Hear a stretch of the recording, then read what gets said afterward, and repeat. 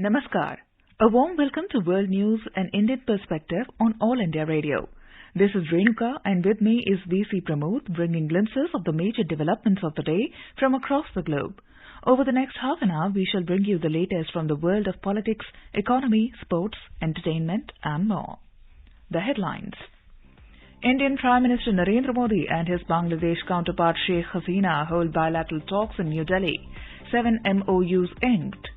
New Delhi fully committed to further deepening multifaceted strategic partnership with Mongolia, asserts Indian Defence Minister Rajnath Singh. Partnership of trust between India and United States rests on 3 pillars, says Indian Commerce and Industry Minister. India's first intranasal COVID vaccine by Bharat Biotech gets emergency use approval. India and UK conduct cyber security exercise for 26 countries. Queen Elizabeth II appoints Liz Truss as the next Prime Minister of Britain. In Asia Cup T20 cricket, India sets a victory target of 174 runs before Sri Lanka in Dubai. And in US Open tennis, France's Tiafoe knocks Rafael Nadal in major upset to reach men's single quarterfinals.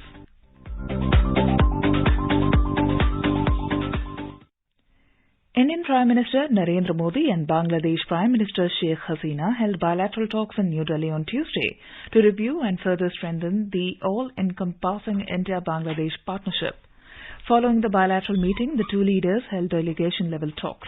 Two leaders jointly unveiled Unit 1 of the May 3 Super Thermal Power Project following bilateral and delegation-level talks in Delhi.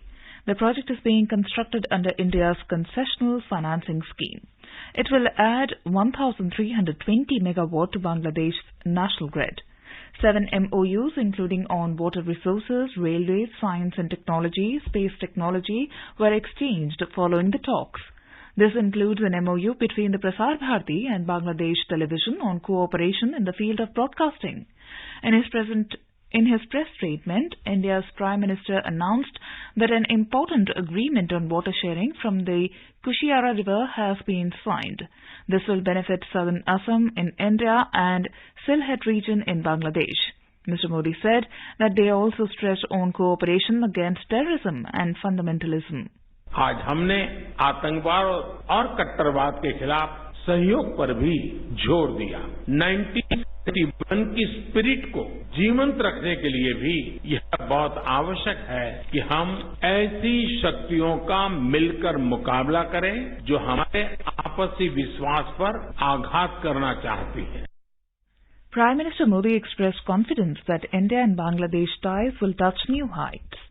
प्रधानमंत्री शेख हसीना जी के नेतृत्व में बांग्लादेश ने उल्लेखनीय प्रगति की है। पिछले कुछ सालों में हमारा आपसी सहयोग भी हर क्षेत्र में तेजी से बढ़ा है।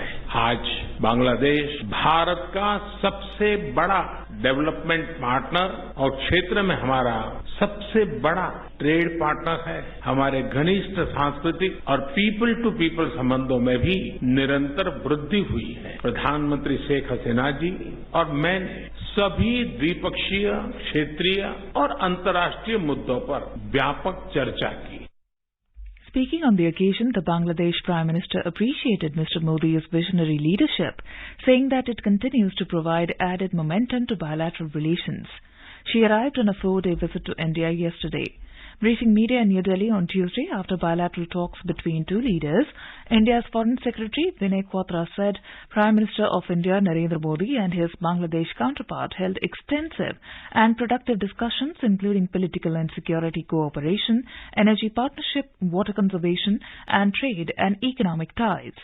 Both leaders underscored the importance of continuing our security cooperation in the fields of counterterrorism, border management, and addressing cross-border crimes.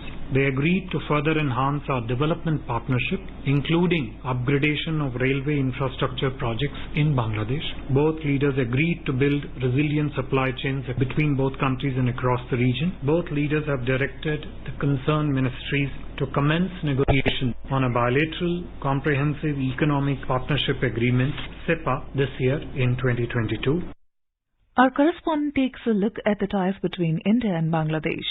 Bangladesh and India share an over 4,000-kilometer-long international border. The 5 states of Assam, Meghalaya, Mizoram, Tripura and West Bengal border Bangladesh. The land boundary has been amicably settled between the two sides with the ratification of the historic Protocol to Land Boundary Agreement in 2015.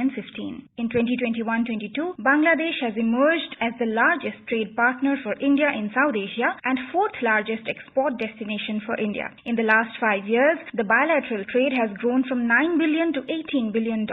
Bangladesh accounts for the largest share of foreign tourist arrivals in India. With Dipendra Kumar, Suparna Saikia, AIR News, Delhi. The Bangladesh Prime Minister also called on President of India Draupadi Murmu and Vice President Jagdeep Dhankar on Tuesday evening. Indian Defence Minister Rajnath Singh held a meeting with his Mongolian counterpart Saikhanbayar Gursid in Ulaanbaatar on Tuesday. They had in-depth deliberations on adding further momentum to India-Mongolia defence cooperation. Mr. Singh also met the President of Mongolia, U Khurelsukh. In a series of tweets, the Indian Defence Minister said New Delhi is fully committed to further deepening its multifaceted strategic partnership with Mongolia. India's Commerce and Industry Minister Piyush Goyal has expressed confidence that the partnership trust between India and the United States is resting on 3 pillars of trade, tech and talent and is going ahead from strength to strength. Mr. Goyal said this while briefing media at San Francisco in the United States on Tuesday. Mr. Goyal is on a visit to San Francisco and Los Angeles in the United States of America from the 5th to the 10th of this month to attend the India-US Strategic Partnership Forum Conference and Indo-Pacific Economic Framework Ministerial Meeting. Indian External Affairs Minister Dr. S. Jaishankar today said India-Australia relationship has shifted gears and moved into a higher orbit. Addressing the Australia-India Leadership Dialogue 2022 virtually, the minister said much of the growing convergence has been driven by concerns about the region's stability, prosperity and security. In ASEAN-led forums, Commonwealth, Indian Ocean Rim Association, etc. But stronger leadership and more open exchanges have brought out the mutual benefit of closer cooperation and coordination. Australia has been an early and vigorous supporter of India's Indo-Pacific Oceans Initiative. In fact, the big change has been the realization that a stronger bilateral relationship today. The 2-day-long Quad senior officials meeting concluded in New Delhi on Tuesday. Senior officials from the foreign ministries of Australia, India, Japan and USA discussed regional and global developments, reaffirming their vision for a free, open and inclusive Indo-Pacific. India's first intranasal COVID vaccine developed by Bharat Biotech has received approval for restricted use in emergency situation among people aged above 18 years. In a tweet, Health and Family Welfare Minister Dr. Mansukh Mandavia has termed this feat as a big boost to India's fight against COVID-19. India and the United Kingdom successfully conducted the cyber security exercise for 26 countries as part of the International Counter-Ransomware Initiative Resilience Working Group. The aim to organize this virtual cyber exercise on ransomware resilience is to simulate a large, widespread cyber security incident affecting organizations within a country. The theme of the exercise was based on energy sector, in which the respective national cyber crisis management teams of the CRI partner nations will have to deal with the ransomware attack on multiple electricity distribution companies. UK's Foreign Secretary Liz Truss was appointed as the next Prime Minister of Britain by Queen Elizabeth II at the Balmoral Estate in Scotland. The appointment was made shortly after outgoing British Prime Minister Boris Johnson met the monarch to formally offer his resignation.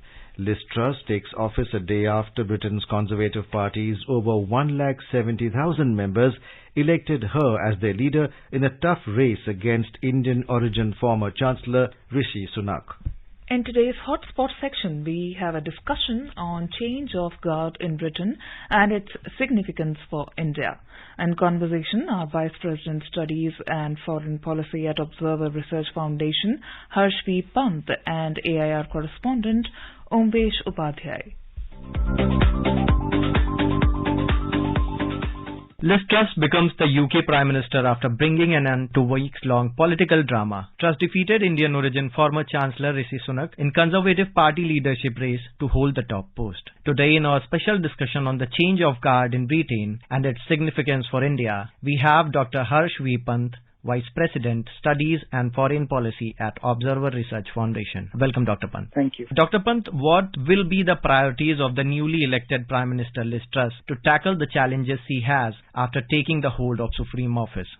She's facing multiple challenges because Britain is facing multiple challenges at the moment. There are questions about the economic viability of British economy. The people are facing enormous problems in terms of the rising cost of living. The energy costs are rising and winters are coming in. So people are very anxious as to what will happen to them in their survival. There are reports that by early next year, inflation can be as high as 23%, staggering number by any measure, and the public finances are not very good in Britain at the moment. So I think the main issue for Liz Truss would be to ensure the economic health of Britain, to restore the economic health of Britain. And I think a difficult task ahead in that regard, but that is going to be the focus. And in her opening remarks, she has already talked about how she wants to work on the economic front. But more than that, I think she is taking office at a time when people feel a bit lost in Britain. There is a vacuum of leadership.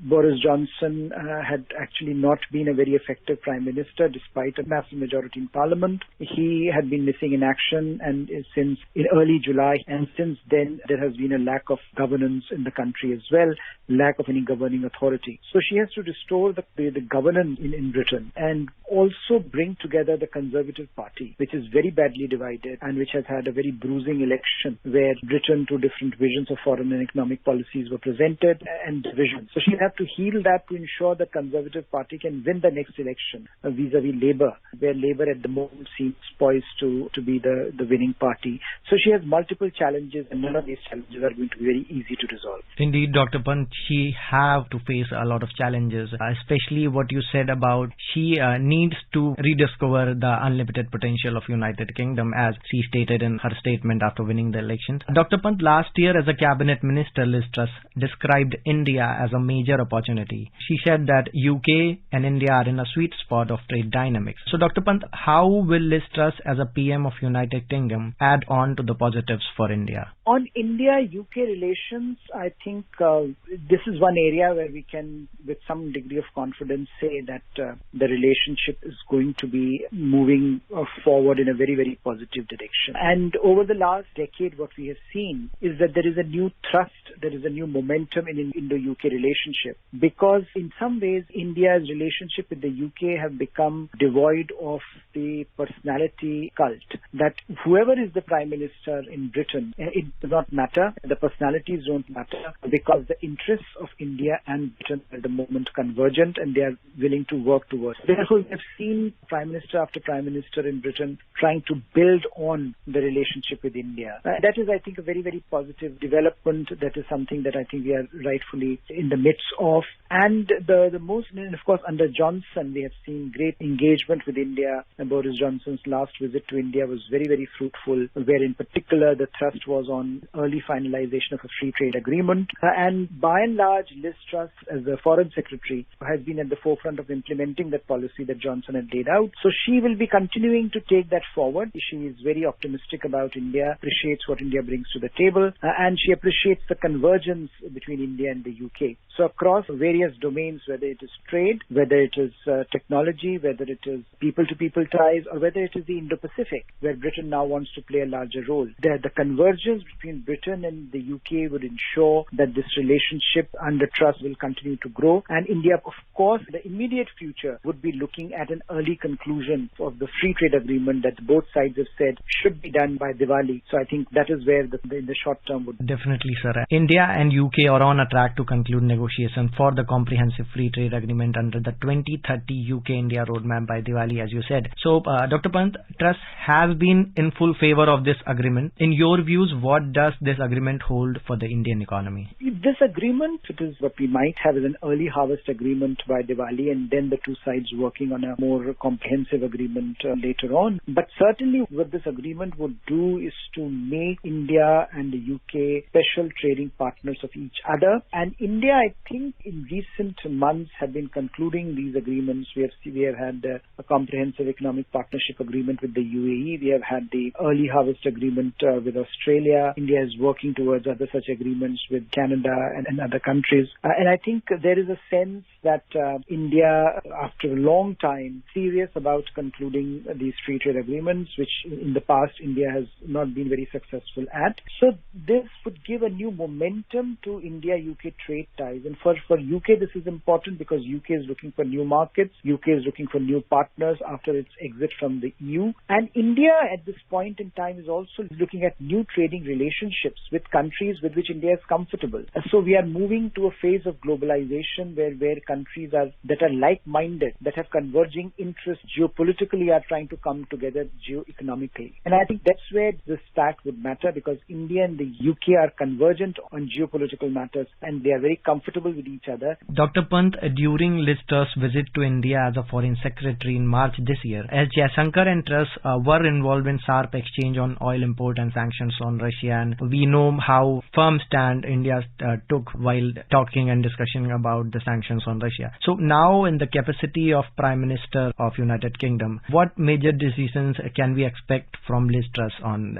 this matter? Much like Boris Johnson, who was very, very combative vis-a-vis Russia on the Ukraine question, Liz Truss will also pursue a policy where she would basically take a very aggressive stance against Russia and a very forceful stand against Russia is doing to Ukraine. She would stand strongly with Ukraine, and there is no question about it. I don't think she's going to change the policy. I think we can expect a visit very soon by Liz Truss to Ukraine as well. So in terms of the support for Ukraine, in terms of the support for the larger Western effort in shoring up Ukrainian resistance vis-a-vis Ukraine, we are going to see a continuation of the past. But as far as India is concerned, and India's differences that India has had with the West on this, they are explicitly articulated, as you point out. Dr. Jaishankar, India's foreign minister, pointed it out very categorically, that we have our own interests and we are not willing to take sides in this conflict. The West has a particular point of view. India respects that point of view, but that does not mean that India will be shy of projecting its own sense of where it is coming from in this conflict. And if we see, India has taken a very consistent position that ultimately the two sides will have to come to the negotiating table for a political resolution of the Ukraine crisis. And ultimately, it's a question where international law, international norms, territorial integrity and sovereignty of countries should matter. And therefore, there is no question of India giving up on those normative values. But as far as India is concerned, India will be seeking its own interests and India will be seeking its own engagement with Russia. India, for various reasons, has had a long-standing partnership with Russia that will continue in the defense realm, that will also continue in terms of India importing energy, oil and gas from Russia, because India being a relatively poor economy, the political economy of India demands that India get best deals for itself, for its people, and that's what New Delhi is trying to do. So I think while there may be differences on the Ukraine question between India and the UK, what we have witnessed over the last few months is that there is also today a better understanding of Indian position in Western capitals. Whether it is London, whether it is Washington, whether it is Paris or Berlin, there is a realization as to why India has this position vis-a-vis Russia. India is not towing the line that West is taking on Russia, and India has its own independent assessment of the problem, and India is following that position. So while those differences will continue, I don't think that is going to derail the momentum that has set in India-UK relationship. And definitely, as said earlier by our External Affairs Minister S. Jaishankar, that it is no longer that India will follow West countries to just make bilateral relations. Dr. Pant, nowadays the United Kingdom is the preferred country among Indian students to study abroad due to its visa system. Truss has described India as the home of the brightest minds in the world and said that she is eyeing to attract such talent to the UK. Now, I want to know from you that can Indian students expect a smoother approval process for student visas in the near future? That is something that we are witnessing now happening in the British system, where there is a recognition that the processes, the structures and processes that are in place needs to be improved upon, and Indian students need to be given better support as they reach out to UK educational institutions. And if you look at the numbers, for the first time Indian students have outnumbered Chinese students in British educational system, because Britain has recognized that Indian students add value to their educational environment, and also because the numbers of Indian students going to UK, that has increased substantively. differently. So there is a demand that better mechanisms should be in place to support these students who go to the UK. And I think that is why we are witnessing a shift. And Liz Truss certainly is aware of the opportunities that India presents, Indian students present, and she is likely to support more seamless mechanism that might be available for Indian students. Indeed, Dr. Harsh Pant, very nice session with you. Thank you for joining. Thank you very much. This is All India Radio giving you the world news. For quick news updates round the clock, follow us on Twitter at AIR News Alerts. Over the past 75 years since independence, India's largest public service broadcaster, All India Radio, has been the proverbial storyteller for the 1.3 billion citizens across the country. All India Radio is celebrating 75 years of freedom with series Azad Bharat Ki Baat Akashvani Ke Saath. It showcases the journey of India since independence in various walks of life through the storytelling of All India Radio.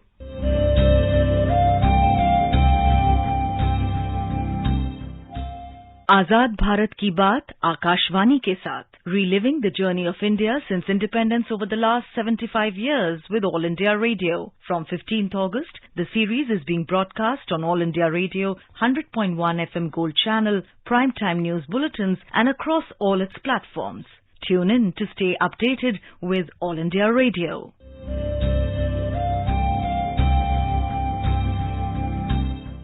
In today's episode, we bring you the story of AIR News digital platforms. The continued trust by listeners in AIR has become stronger thanks to the contribution of the robust digital presence of AIR built lately. All India Radio has been providing news updates on various digital platforms like Twitter, YouTube, app, website, Facebook, Instagram and Co., along with the traditional means, thereby making it the ubiquitous medium to access trustworthy news. Chairman of the National Technical Advisory Group on Immunization, NTAGI, Dr. N.K. Arora says that All India Radio's social media handles provided platforms to seek health-related information for those who desired it in the outbreak of the COVID-19 pandemic. During last 2.5 years, India has faced the onslaught of COVID pandemic. Print and electronic media played a very important role.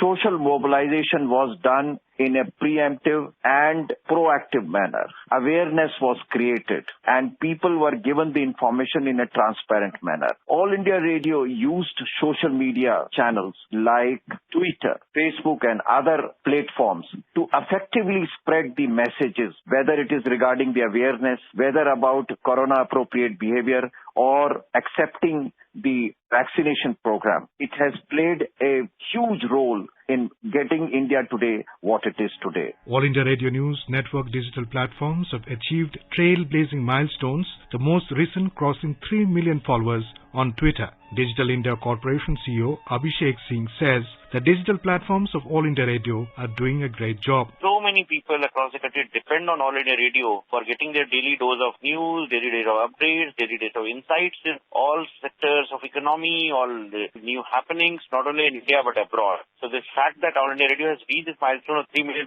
is no surprise. I am hopeful and I am confident that All India Radio will continue to provide news and updates to all people across the world through its radio network as also its social media channels. In November 2021, AIR launched a new program called AIR Next to offer youth a platform to air their voices as part of the ongoing Azadi Ka Amrit Mahotsav celebrations. Such programs aim to encourage the youth to speak about the achievements of the country after independence. Followers of All India Radio say that its digital platforms have become part of their daily life. Hello everyone, myself Parisha Girya, an 11th grader from North Lakhimpur, Assam. Listening news on All India Radio is a tradition followed across generations. All India Radio's foray into social media space has been proved to be a boon for the younger generation, including me. It has become my one-stop destination to get truthful, accurate and impartial news. Staying updated about current affairs make me feel empowered and also helps in my studies. I thank All India Radio for their reliable services. Growth of the News on AIR official YouTube channel to 4.5 lakh subscribers in a short duration of 3 years reflects the relevance of All India Radio News on all platforms. In yet another landmark, the number of followers on Facebook for AIR News has crossed 3.4 million. The followers on the AIR News Facebook page are from more than 43 different countries. This makes it the voice of India and also a link between India and Indian diaspora across the globe. AIR is also disseminating news in regional languages through its 44 Twitter handles across all states and UTs. News on AIR app has proven to be a game changer for All India Radio, as 270 All India Radio streams are available on News on AIR app in India and globally in more than 190 countries.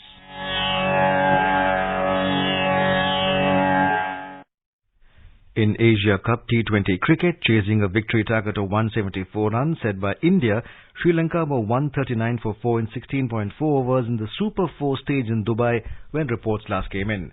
Put into bat first, India posted 173 for 8 in the stipulated 20 overs, riding on Rohit Sharma's 72-run knock of 41 balls. For Sri Lanka, Dilshan Madhushanka claimed 3 wickets, while Chamika Karunaratne and Dasun Shanaka claimed 2 wickets apiece. Earlier, Sri Lanka won the toss and decided to bowl.